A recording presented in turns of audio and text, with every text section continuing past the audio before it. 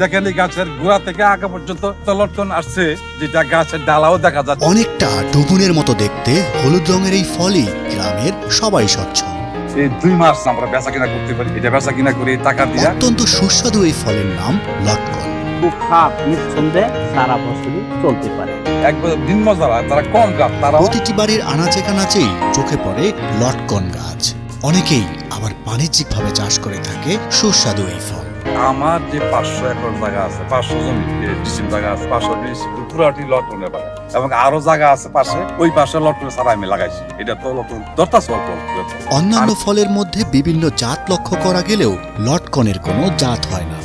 আম, লিচু, পেয়ারা সহ অনেক গাছের বয়স বাড়লে সাধারণত ফলন কমে যায়, তবে লটকন ফল দেয় দীর্ঘদিন। আসলে লটকনের মধ্যে কোনো জাত নাই, একই জাত। বিভিন্ন ফলের আম, কাঁঠাল ইত্যাদি বিভিন্ন জাত দেখেন একটা ঝোপায় 2 থেকে প্রায় 30টা পর্যন্ত লটকন